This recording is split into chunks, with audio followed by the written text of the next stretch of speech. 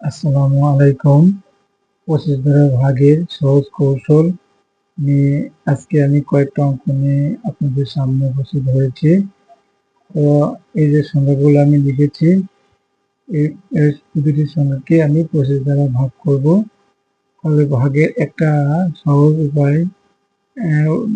উপায় আমি ভাগ করতে পারি, সেটা হলো যে এই যে ভাজ্যগুলো আছে, মানে ভাজ্যগুলো যে আছে, এই ভাজ্যগুলোকে যদি আমি 4 দ্বারা গুণ করে সেই গুণফল যদি আমি ভাগফলে লিখি, সে ভাগফল মানে গুণফলের 2 অঙ্কের আগে দশমিক বসায় দিলেই যে আমাদের ভাগফল পাওয়ার কথা সেটা আমরা পেয়ে যাব।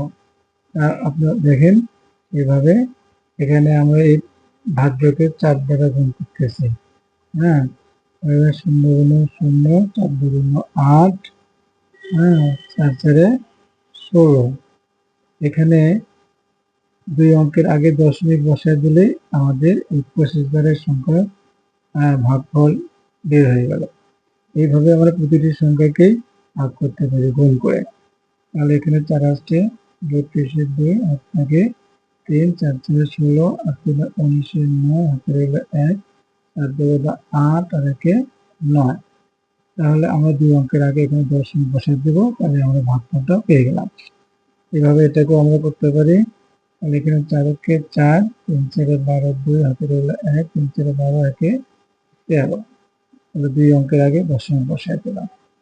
তাহলে এটা সেভাবে করব। তাহলে 3 4 12, 2 হাতে রইল 1, 4 2 8 আর 1 9, 4 আসছে 32। তাহলে 2 অঙ্কের আগে দশমিক বসায় দিলাম। এভাবে আমরা এটাকেও করব।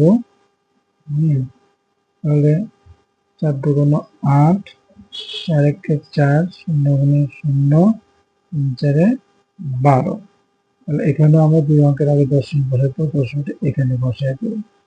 তাহলে এভাবে আমরা যে কোনো সংখ্যাকে 25 দ্বারা ভাগ করতে পারি। এই ভাজ্যকে 4 দ্বারা গুণ করে সেই গুণফলের 2 অঙ্কের আগে দশমিক বসায় দিয়ে আমরা ভাগফল নির্ণয় করতে পারি। তো বন্ধুরা, এইভাবে আমরা আরো অসংখ্য সংখ্যাকে ভাগ করতে পারবো। তো আজ এই পর্যন্তই। সবার সুস্বাস্থ্য কামনা করে শেষ করছি। আল্লাহ হাফেজ।